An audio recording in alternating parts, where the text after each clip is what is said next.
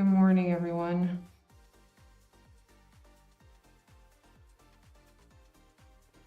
Wow, long time no see. It's the first live stream for this week. Came back with fresh insights, and as much as I would love to say that this that you're seeing right now is a trade that I took, it actually is not, because I missed it. I missed it because I was actually waiting for a pullback or a tap up into this bearish fair value gap that you see here into 934 TB, and unfortunately I did not get that. Just to give you a little bit of context here, we're looking at obviously the unicorn short setup. So we had the 858 bullish fair value gap on the 1 minute time frame, which was the most recent bullish fair value gap that price created, came back to retest it, respected it, and then went up and created a higher high. I was not really fond of the idea that price seemed to not respect this over here when it went back up. But then if you take a look at what price did, you're gonna see that it created a very beautiful bearish SMT divergence like that.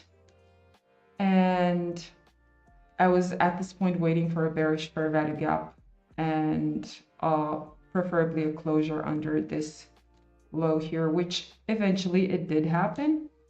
And I hoped for a tap into the 934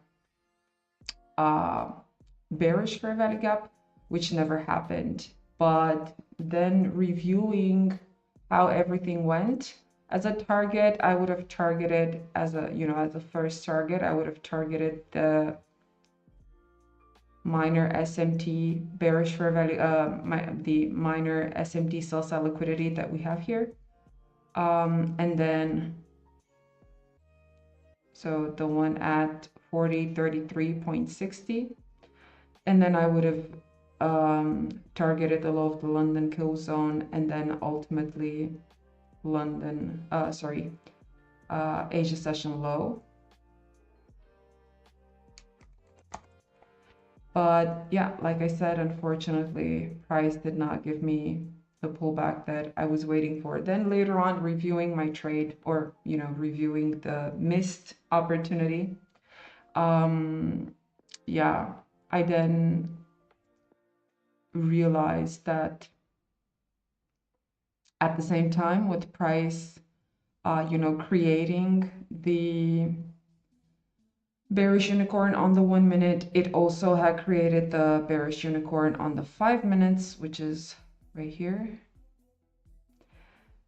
And basically this was our bearish breaker over here, bearish breaker block. Price tapped that and then rejected. So then going back to the 1 minute, I realized that it would have been how should I say, a safer entry from the perspective of not missing the opportunity if I would have entered once price would have started to reject from tapping that bearish breaker block, which is with this candle here, 937. But I'm not necessarily sorry I missed the entry, but it's a good exercise to review potential entries that you might have taken so that you can actually adjust your entry strategy accordingly. Yeah. Right now, seeing how this minor SMT sell side over here is being used, as in closing under, retesting, and then moving further to the downside. I would dare to say that we're likely going to see price move down into the SMT sell side located around the low of the Asia session. We're going to see. And yeah, for now, I'm just waiting. Opposite idea. I don't know. For now, I'm not seeing anything bullish on the chart. So we'll see.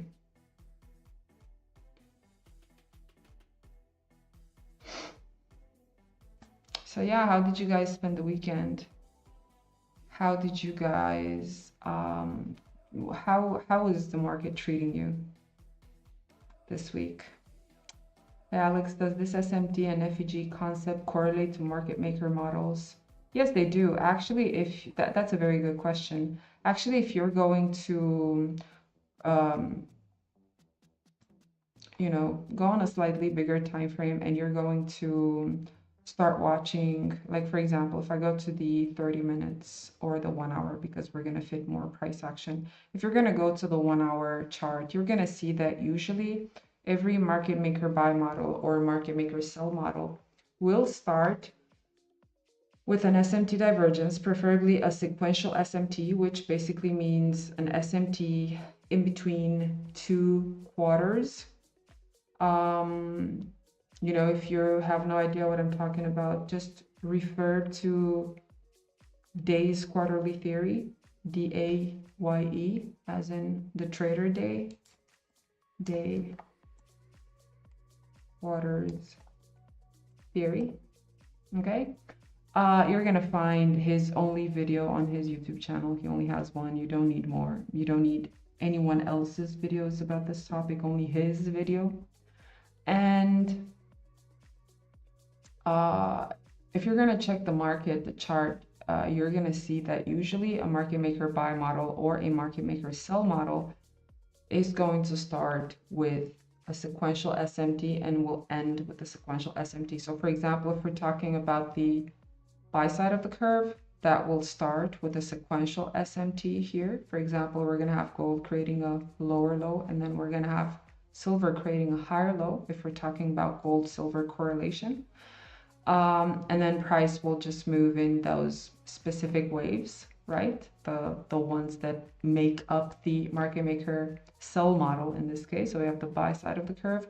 And in here, the SMT divergence will form in between the times of one quarter and then the duration of the next quarter.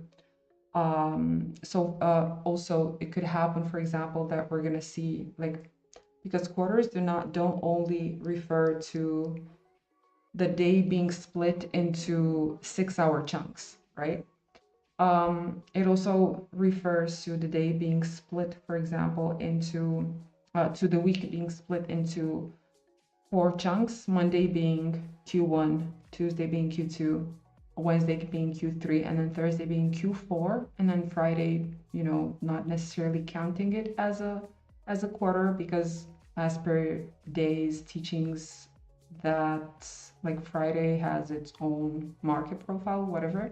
I never really got into a lot of details about that because I'm not interested to know everything that there is under the sun about the way the markets move.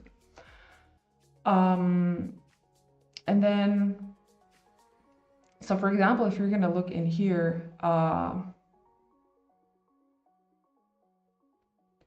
starting from this area, okay, where we have the original consolidation, which this area, all this area on silver corresponds to this on gold. All right, so many times it's not going to look like a consolidation on one pair, but it's definitely gonna look as a consolidation, like the original consolidation on the other pair. And more often than not, that is going to start, like the beginning of a market maker buy model or sell model will start with a sequential SMT. Like for example, if you look here at the bottom of silver right there, I have some you know, boxes if you want. There is this middle gray box, like the bigger one that you see here. And that's basically Monday, right? That's Q1, weekly Q1. And then the pink one, that's Tuesday, so it's Q2, weekly Q2. And then the green one, it's Wednesday, Q3. And then the blue one, it's Friday, Q4. Thursday, Q4. So if you look at all this thing in here, you're going to see that you can definitely consider that all the sell side being accumulated here has been swept one time here and then one time here, which is not something that occurred on gold. Gold just kept on accumulating long orders, and then it started to move higher, move higher, move higher. Now, considering this and looking at the fact that silver created an all-time high, because this line that you see here, that was silver's all-time high, and the fact that we have a very extended higher high over here, but we have equal highs on gold, you would be tempted, or you could be tempted to believe that this is going to be the end of the buy side of the curve of this market maker sell model.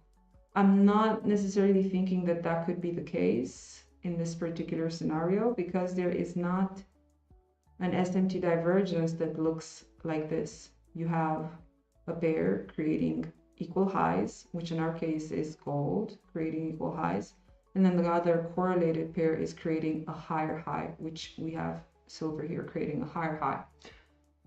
You don't have a bearish divergence that looks like this. There is no such thing. The only three bearish divergences that exist are one pair creates equal highs while the other one creates a lower high, not a higher high like we have in our case here. Then the other one, the second bearish SMT divergence is where we have one pair creating a higher high, and then we have the other pair, correlated pair, creating a lower high, or vice versa. We have our traded pair, which creates a lower high, and then we have the indicator pair, in our case silver, creating a higher high. Okay, but there is no such thing as an SMT divergence that implies that your traded pair will create, or any of the two correlated pairs will create equal highs, and then the other one will create higher highs. If this happens, this is generally perceived as a fake resistance on the pair that is creating the equal highs. Why? Because the other pair, the one that's creating a higher high, it's basically showing underlying strength. Why? Because it creates higher highs and higher lows.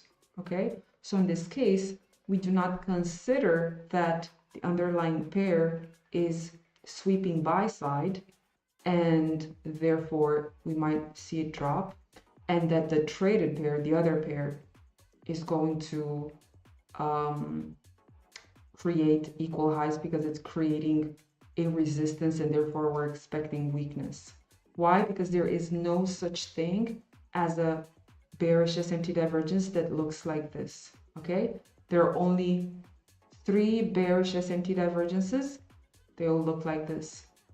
Okay, your traded pair creates equal highs, which means resistance. You will only consider that those equal highs are indeed a real resistance that is announcing upcoming weakness only if the indicator pair will create a lower high. In other words, it's failing to go higher. And because it's failing to go higher, it's failing to be strong. Failing to be strong obviously means being weak. Okay, it's the opposite, right? And then the other SMT divergence, the traded pair creates a higher high, right, which could be perceived as a sign of strength. However, the indicator pair creates a lower high. So the indicator in this case is telling you that there is incoming weakness, and therefore it's likely that the traded pair, which is creating a higher high, might actually just sweep buy side. And then if you're gonna wait for the creation of a bearish fair value gap and a retest and a rejection off of that, then that's likely going to be a very good setup to short. And then the other one where you have your traded pair creating a lower high where it's likely stopping inside an existing bearish fair value gap, and it's rejecting from the fair value gap, failing to create a higher high.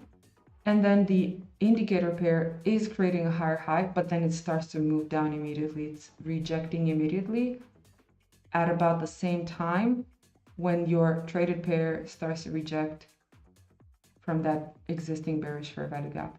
Okay, so at this point, I'm not necessarily thinking that the market maker sell model has reached the end of its buy side of the curve. And yeah, but yes, generally and usually you're gonna see price using, you know, you're gonna see price starting a market maker buy model and then ending it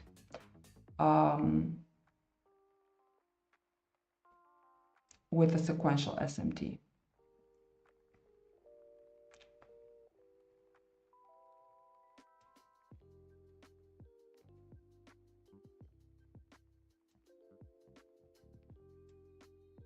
Okay. Well, what setups do you trade besides SMT, FVG? I think I saw you traded a unicorn setup the other day. Yeah. So unicorn, for me, the best unicorns are those that, like, for starters, every unicorn implies that you're trading fair value gaps, because that is what a unicorn is a fair value gap, right? But it's a specific type of fair value gap. It's an inverted fair value gap, one that was previously respected. Okay, one that was previously respected and that price moved from with momentum, creating a new structure of continuation, in our case, higher high, if we're talking about the market being bullish. Okay, like you can see in here. Okay, so price creating higher highs, higher lows, right? And then that bullish fair value gap that is respected, that price moves away from, creating a higher high. So basically it's just giving you a sense of continuing that existing momentum. Then that one is going to be inverted, and price will invert it with overlapping a bearish fair value gap. Okay. So yeah. So it by like from the beginning, it implies that if you're trading a unicorn setup, you can't trade a unicorn setup without trading fair value gaps, because the unicorn setup is a combination of two fair value gaps most of the times. And then SMT, the best unicorns are going to be those that are going to form with SMT, like we had in here. Okay, we had gold creating equal highs. Okay, and then we had silver creating a lower high. In other words, silver was showing us on this push to the upside here, okay, which started at 919 and ended at, what's that, 927. So 919 to 927. If you look at gold here, gold started to move up around 919 on this piece of price action. Okay, gold started to move up around 929.19, and then it stopped going higher at 927. So you have this piece of price action, okay, with this piece of price action on silver, which they both occur at the same time. One of them gives the impression that it's going to break above the previously created high. The other one gives the impression that it's failing to go higher. In other words, silver gives the impression that it's weak, it can't go any further to the upside, whereas gold was giving the impression that it might actually move up and continue to yesterday's high, which was really close, because yesterday's high on gold was right around the corner. which is here. Okay, so it gave everyone the impression that it is going to move above this high, okay? And more than that, that it's going to break above yesterday's high and most likely continue to move higher, okay? So it's giving everyone a false impression of long continuation, especially because if we're going to take a look at the 5 minutes, in here, price in here, okay, when that push to the upside started, in here, price was rejecting from this bullish fair value gap. And it was also rejecting from this full bullish fair value gap on the 5 minute. So everyone expecting that, you know, gold is just going to do the thing that it's been doing for the past year, just continuing to move higher. But it did not. Okay, so yeah, price moved a lot, you know, from 9:30 open. That was like a 400 plus pip move.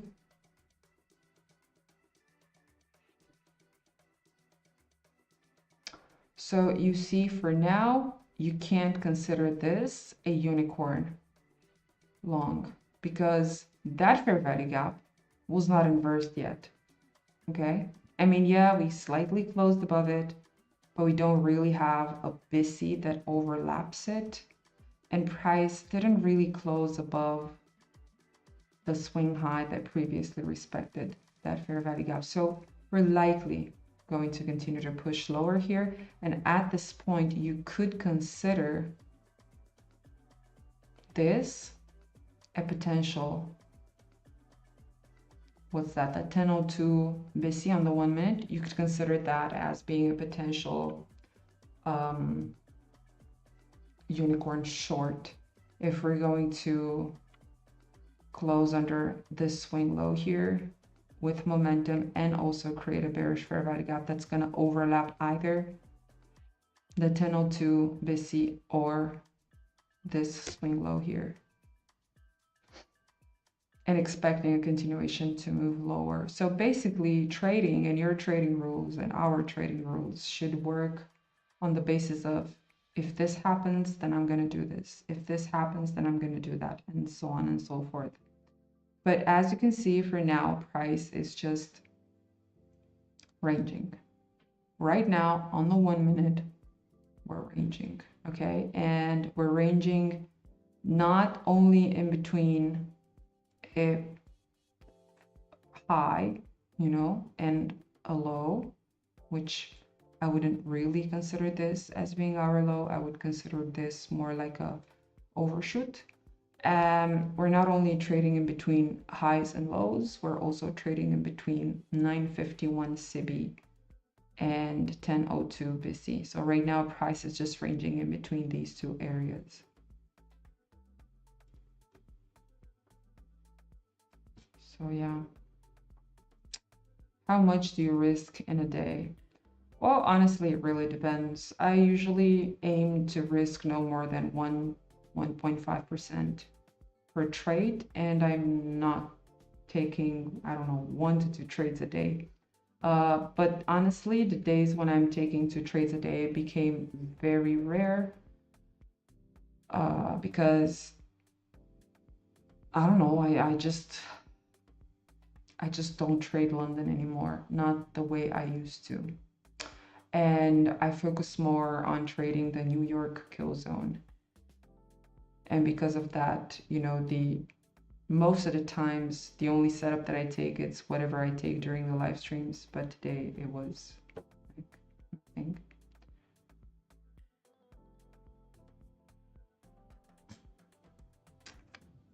Would you mind explaining how a fair value gap confirms an SMT? I know you explained it in your previous video, but would you mind re-explaining it again? I don't think I quite understand in your last video. Okay, well, I will.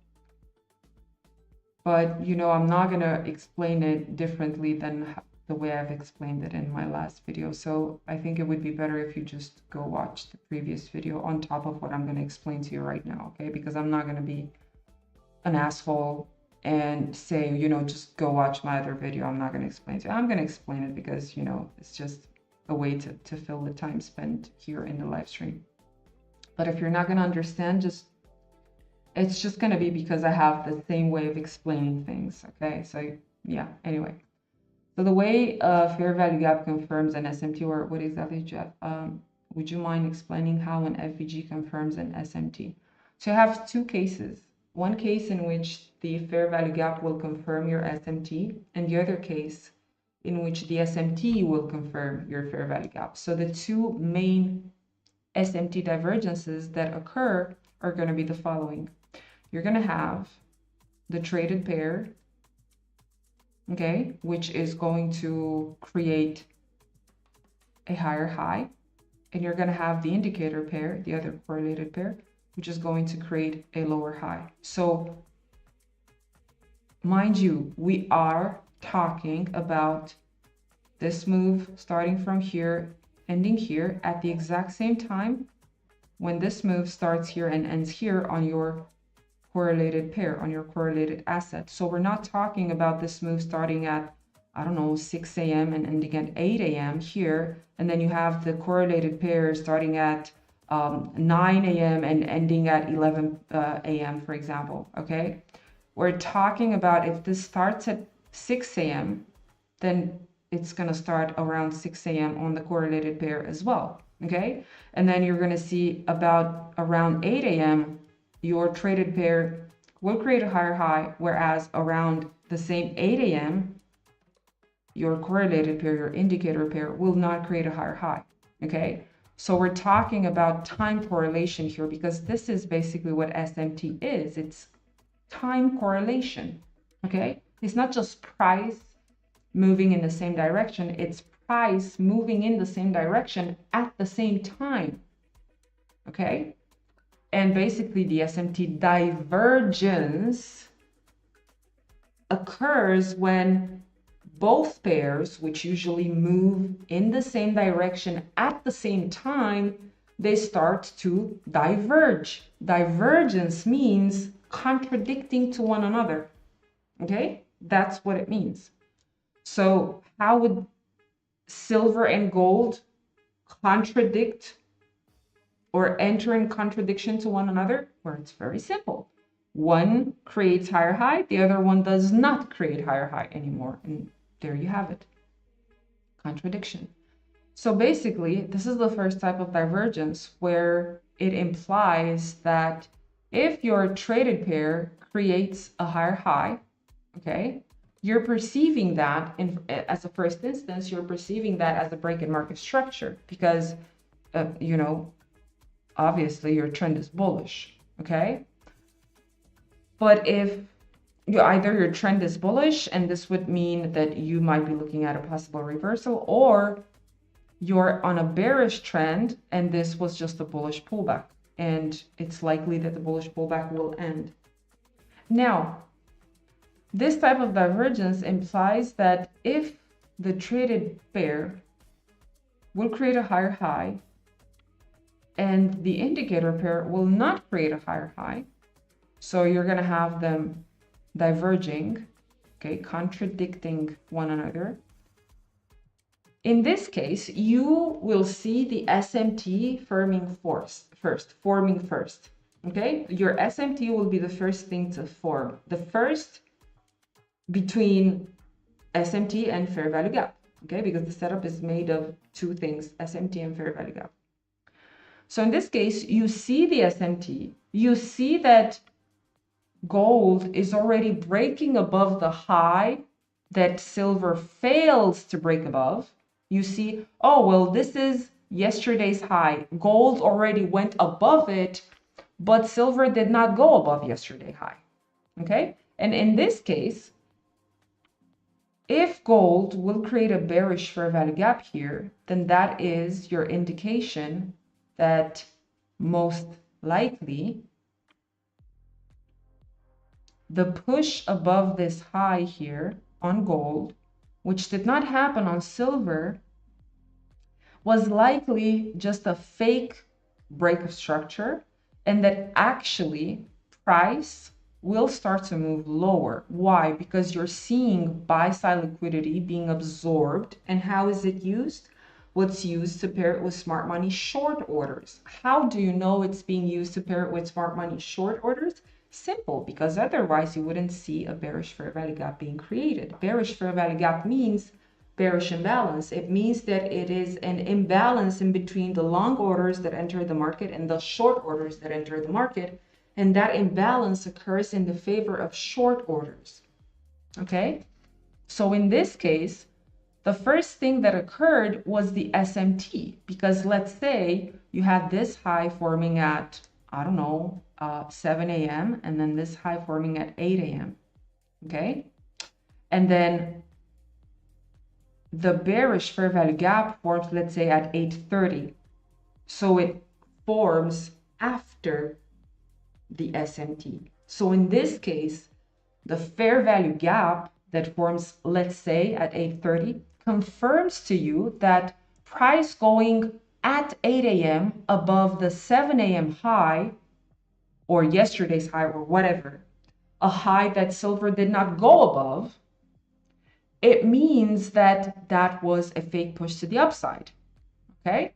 So in this case, the fair value gap, the appearance of the fair value gap, confirms to you that the SMT divergence is real, right?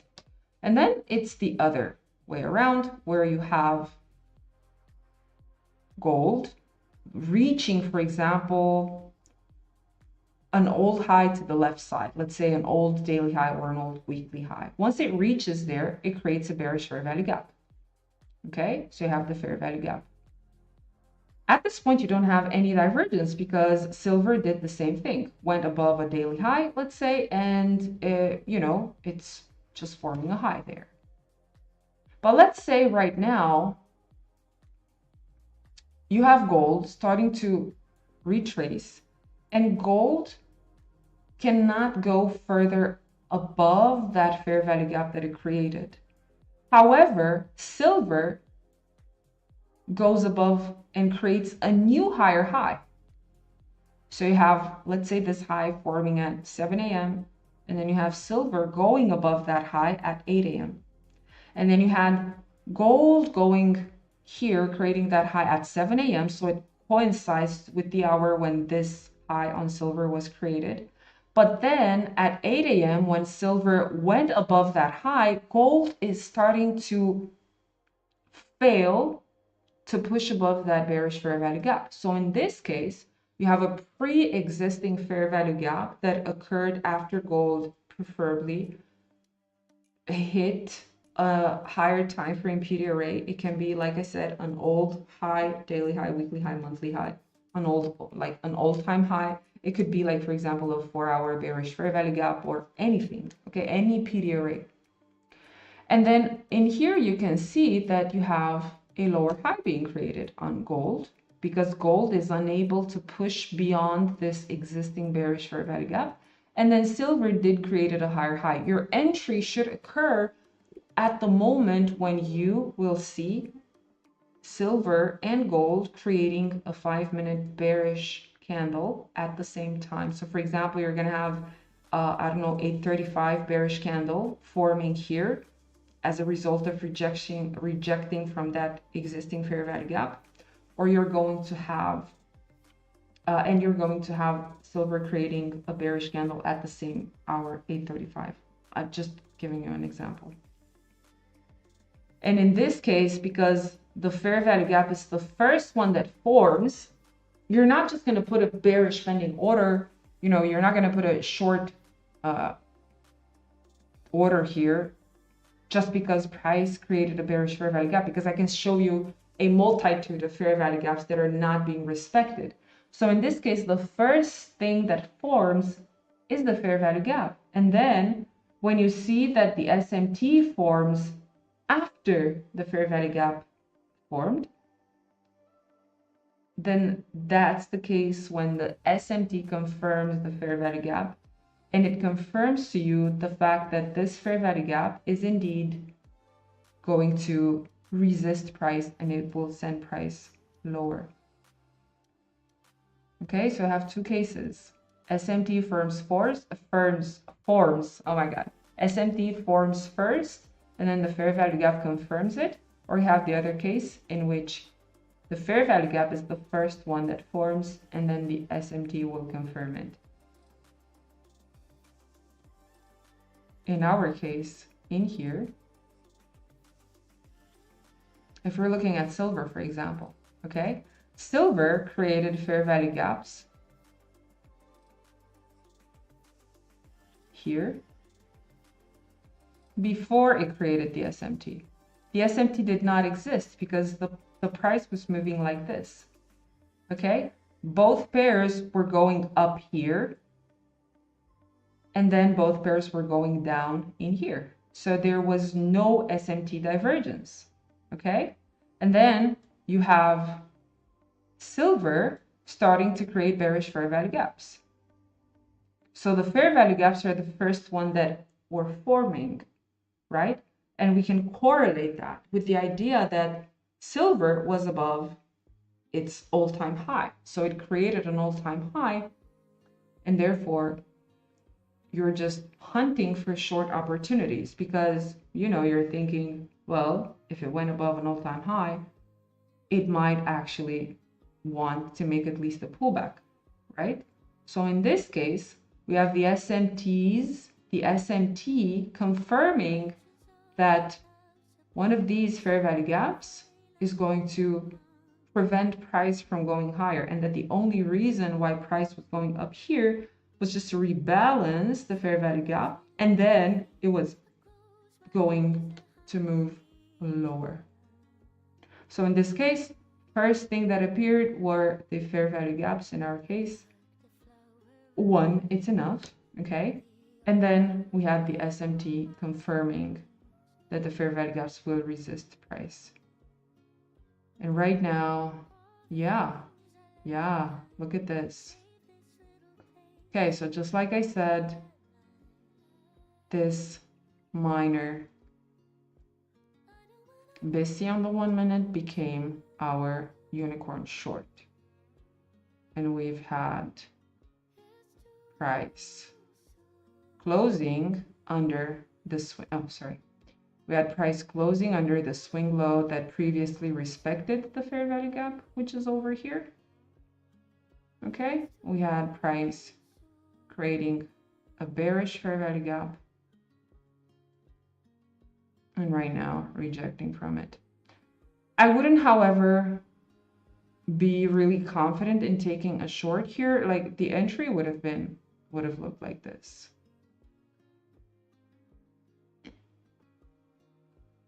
But I wouldn't be very happy with this trade. So basically you're just shorting the moment when you have a confirmation that price is rejecting from that bearish fair value gap. And where and when does that confirmation come? When you have a bearish candle closing off of that fair value gap. So it's 1026, right?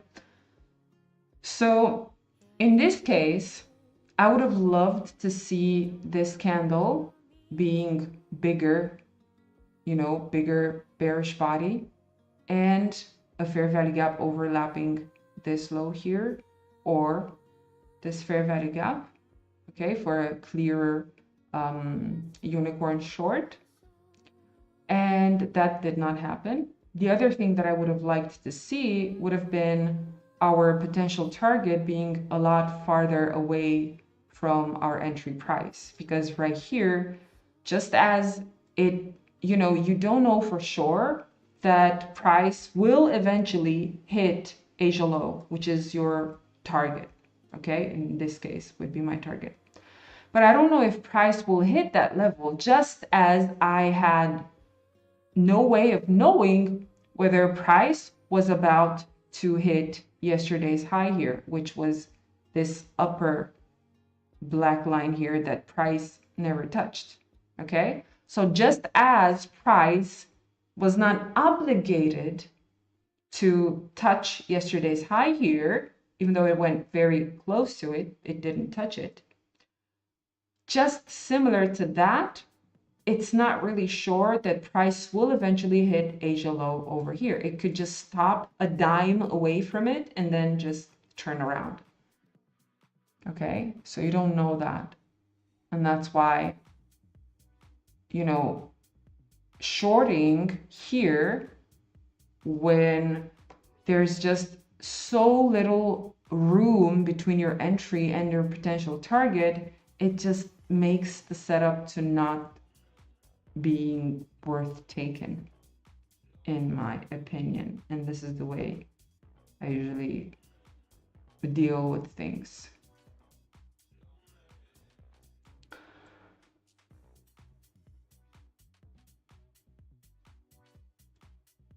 Yeah.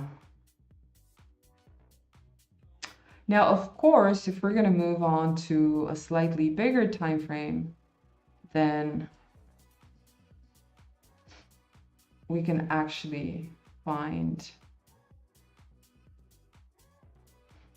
other SMT divergence areas that could act as potential targets. Like, for example, what was that Tuesday's low here?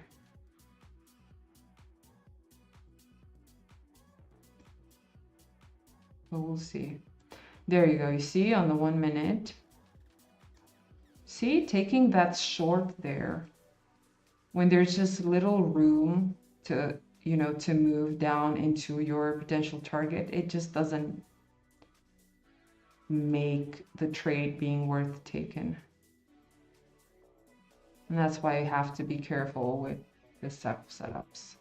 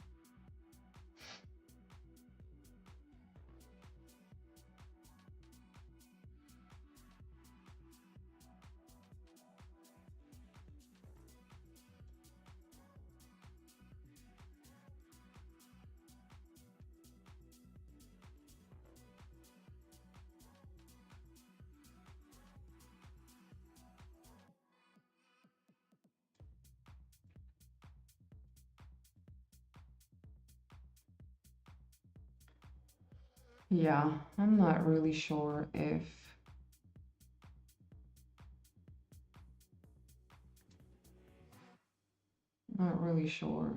there's going to be any pullback that's going to be strong enough for me to, you know, to take a short.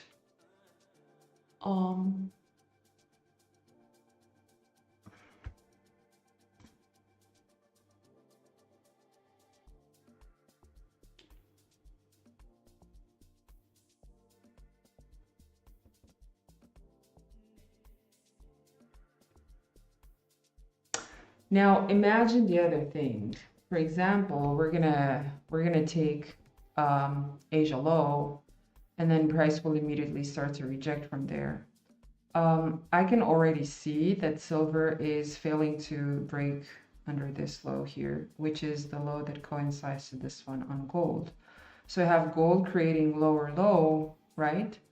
And I have silver failing to create a lower low. In our case, what I can see here is that silver seems to have a hard time going under this bullish fair value gap for now. Okay, for now. We're not talking about whether it's, you know, eventually going to break under that low, because I don't know what's going to happen. I can only say what is happening right now. And right now, the thing that's happening is that I can see silver having 1 attempt, 2 attempts, 3 attempts of moving lower, potentially moving under that low. And for now, it's just failing to do that. So in this case, what I'm looking at, for example, what could happen or what would represent an opportunity for a potential long setup would be a clear rejection from this bullish fair value gap here on silver.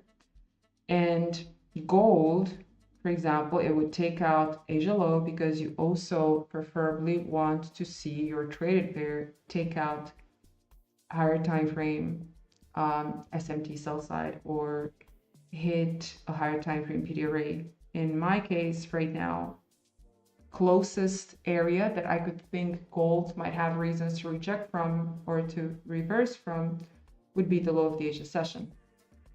Okay, so let's say gold will take out Asia low and then it's going to start creating bullish fair value gap. Okay, in this case, what I would look at would be gold creating a lower low, silver creating a higher low. Gold created that lower low to take out higher time frame SMT sell side and also the low of the Asia session. And then it seems that that sell side that it took, it's being paired with smart money long orders. How do I know that? Because otherwise I wouldn't see price creating a bullish fair value gap. Okay, preferably all of this would occur on the 5-minute, but obviously every move, every change in the state of delivery will first start to occur on the smallest time frames. So in this case, it's likely that such a shift would occur obviously first on the 1 minute and then 2 minutes, 3 minutes, 5 minutes, then 10 minutes, 15 minutes, whatever. Okay. But like I said, I would like to see that occurring with the SMT sell side under the low of the Asia session being taken out. So I wouldn't necessarily bet on this thing occurring, even though I do see the SMT that's occurring here.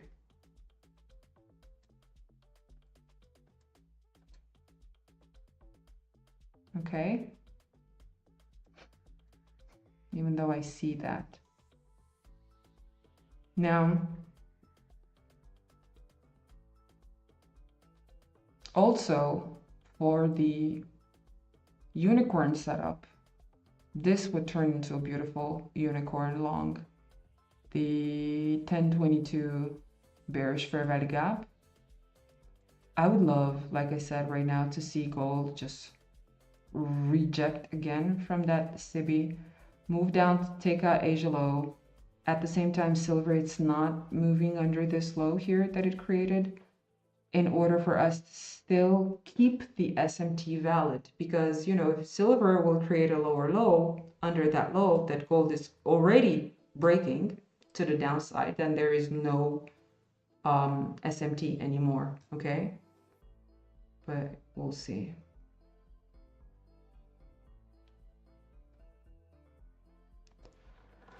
Also, based on the 5 minutes, and this is like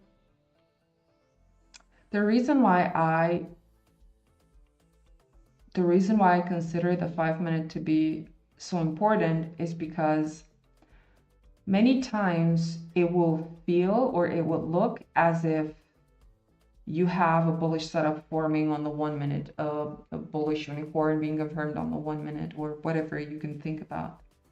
But actually what's going on, the 1 minute is forming some sort of a reversal setup just to be able to move into a 5 minute bearish fair value gap where it would just continue to move lower from. Okay, so in this case, what you need to be aware of is how strong is your current bearish momentum. If you want to take a 1 minute long trade, how strong is your current bearish momentum? Because if it's very strong, and we can definitely see it's quite strong, I mean, I do dare to consider that a move down of about 500 plus pips in in less than 1.5 hours is quite a move. It's quite a lot of bearish momentum, bearish imbalance, whatever the fuck you want to call it. I don't care. So if my bearish momentum is really strong, it might be wiser of me to wait for a 5-minute long confirmation, not a 1-minute long confirmation, because I don't want to buy only on the basis of a 1-minute setup, which is a weak time frame, and buy because a weak time frame is giving me signs of bullishness against a strong bearish momentum that occurs on higher time frames. Not higher time frames as in 1 hour, 4 hour daily, but a time frame that's higher, therefore more reliable than the 1 minute, which in this case 5-minute, 15-minute, because these are intraday market intraday time frames. Okay, so just be mindful, because if you're looking to take a long, it might just be a pullback into a 5-minute short continuation. Okay, so you just have to be really wary of that.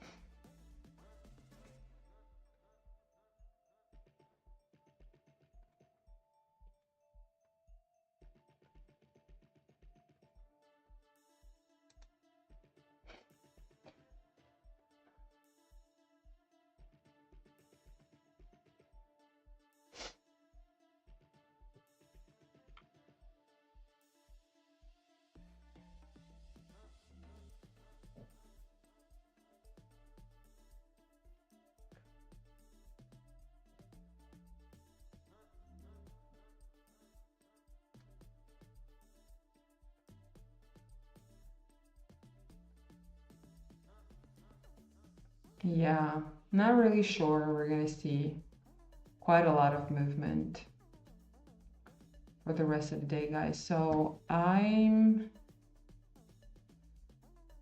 might actually call it a day, you know.